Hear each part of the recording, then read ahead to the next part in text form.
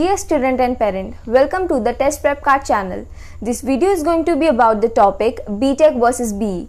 Like इसमें हम सब कुछ डिस्कस करेंगे, the similarities, differences क्या क्या होते हैं, फ्यूचर में स्कोप क्या है, कितनी पढ़ाई करनी पड़ेगी दोनों कोर्सेज में, डिफ़िकल्टी लेवल क्या हो सकता है and much more.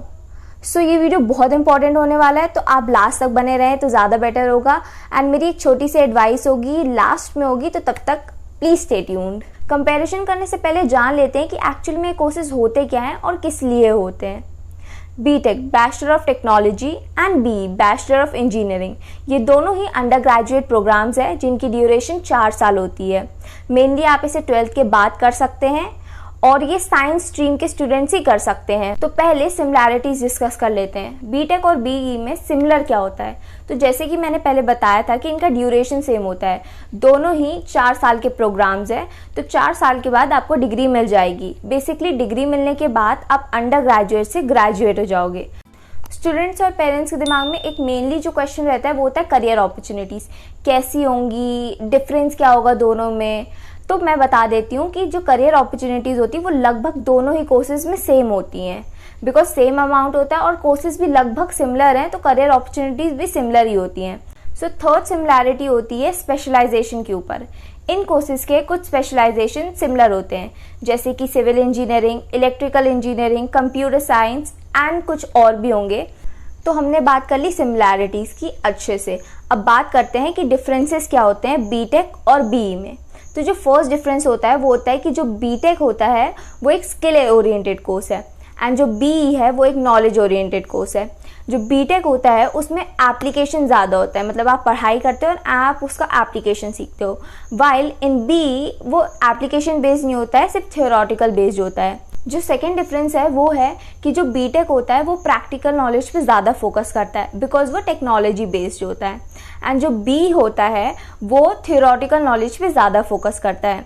Third point is क्योंकि जो बीटेक कोर्स होता है वो टेक्नोलॉजी बेस्ड होता है and as you know technologies हर दिन चेंज होती रहती हैं, इसलिए ये जो कोर्स होता है वो फ्रीक्वेंटली अपडेट होता रहता है. वाइल जो बी होता है वो रेगुलरली अपडेट नहीं होता है, बिकॉज थ्योरीज तो सेम ही होती है as you know. Talking about the fourth point, BTech course में जो इंटर्नशिप्स होती हैं और जो विजिट्स होते हैं वो बहुत ही ज़्यादा इंपॉर्टेंट होते हैं और मैंडेटरी भी होते हैं, बिकॉज वो एक एप्लीकेशन बेस्ड कोर्स है. वाइल बी में जो विजिट्स एंड इंटर्नशिप्स होती है वो इतनी ज़्यादा इंपॉर्टेंट नहीं होती है, बट एक असेंशियल पार्ट होती है करिकुलम का. तो अब बात कर लेते हैं इन कोर्सेज के स्पेशलाइजेशन की. इन कोर्सेज के भी कुछ सब कोर्सेज होते हैं, तो अपने इंटरेस्ट के हिसाब से आप इन सब कोर्सेज में से चूज़ कर लेते हो. ओके, सो बीटेक के जो सब कोर्सेज होते हैं उनकी लिस्ट बहुत ज़्यादा लंबी होती है, मतलब बहुत ज़्यादा लंबी. Aeronautical, chemical, corrosion and much मोर. और जो बी होता है उसके कुछ लिमिटेड सब कोर्सेज होते हैं, तो आप दोनों में से कुछ भी चूज़ कर सकते हो. सो पहले बात कर लेते हैं बीटेक के स्पेशलाइजेशन पे. बीटेक के जो सब कोर्सेज होते हैं उनकी लिस्ट बहुत ज़्यादा लंबी होती है. उनमें से हम कुछ डिस्कस कर लेते हैं, जैसे कि molecular engineering, power engineering, geotechnical engineering, corrosion engineering, water resources engineering and much more. ये लिस्ट बहुत ज़्यादा लंबी है and thanks to the evolving nature of engineering domains इसमें बहुत ज़्यादा चीज़ें अभी और ऐड होनी है. अब बात कर लेते हैं जो बी के स्पेशलाइजेशन होते हैं. इसकी लिस्ट बहुत छोटी होती है और इसमें होते हैं plain CS, civil engineering, electrical engineering, EC. So अब बात कर लेते हैं लेवल ऑफ डिफ़िकल्टी की, कौन सा ज़्यादा डिफ़िकल्ट होता है बीटेक और बी.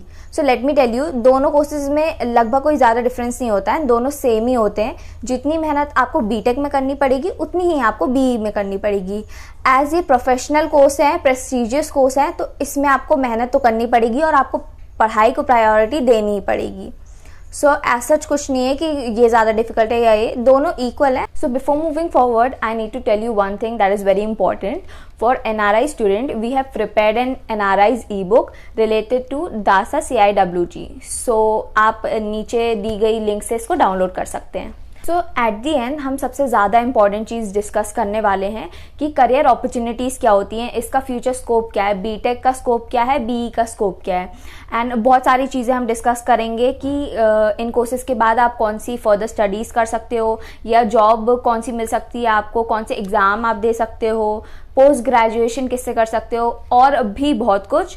तो धीरे धीरे करके हम एक एक चीज़ अच्छे से डिस्कस करेंगे ताकि आपको सब कुछ अच्छे से क्लियर हो जाए। तो पहले हम डिस्कस कर लेते हैं कि बीटेक और बीई करने के बाद आप क्या फर्दर स्टडीज़ कर सकते हैं, पोस्ट ग्रेजुएशन कैसे कर सकते हैं। तो जैसे कि मैंने बताया था कि ये दोनों कोर्सेज सिमिलर ही होते हैं, इसमें कुछ ज़्यादा डिफरेंस नहीं होता है। तो जो भी पोस्ट ग्रेजुएशन कोर्सेज होते हैं वो दोनों के लिए ही सेम अप्लाई होते हैं, मतलब आपको अलग अलग करने की ज़रूरत नहीं है। अगर आपने बीटेक की है या आपने बीई की है तो जो फर्दर स्टडीज़ होंगी आप दोनों के लिए अप्लाई कर सकते हैं। सो पहला जो पोस्ट ग्रेजुएशन कोर्स होता है वो होता है एमटेक या एमई।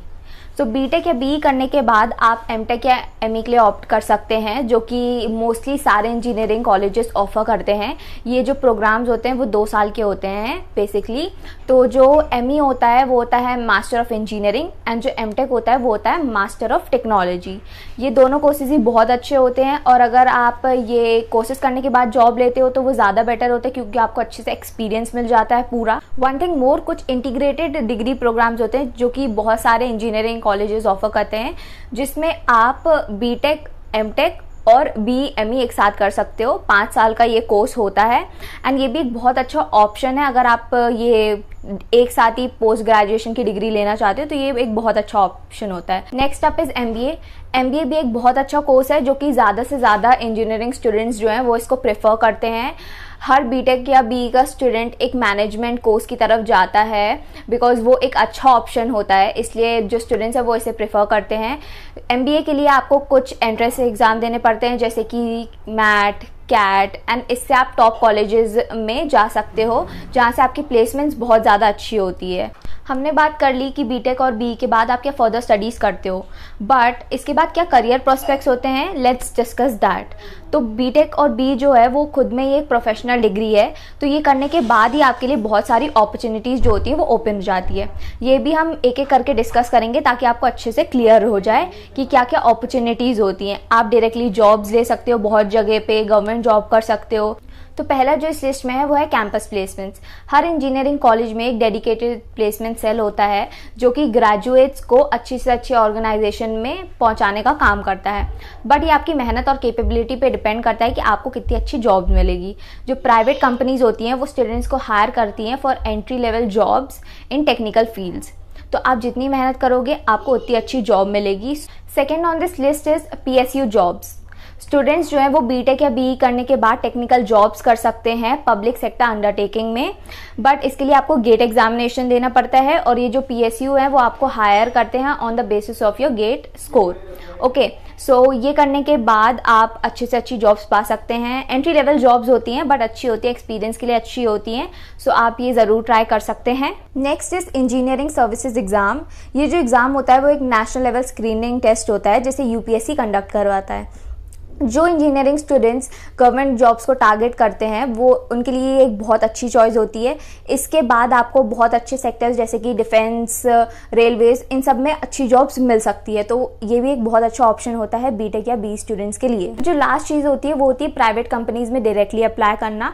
जिन स्टूडेंट्स को कैंपस प्लेसमेंट से जॉब नहीं लेनी होती है वो डायरेक्ट कंपनीज में अप्लाई कर सकते हैं। कुछ एग्जामिनेशन होते हैं जैसे कि MCAT और E-Litmus जो आपके जॉब मिलने का चांस जो है वो इम्प्रूव कर देते हैं। सो जो मेरी बोनस एडवाइस है वो है कि आप जो भी कोर्स चूज़ कर रहे हो, चाहे वो बीटेक हो, बीई हो, या उनके अंदर जो सब कोर्सेज हो, वो बिल्कुल आप सोच समझ के चूज़ करें, क्योंकि ऐसा बहुत बार देखा गया है कि जो स्टूडेंट्स हैं वो कोई कोर्स ले लेते हैं और बाद में वो रिग्रेट करते कि वो उन्होंने वो कोर्स क्यों ले लिया, क्योंकि उन्हें कुछ समझ में नहीं आता उसमें।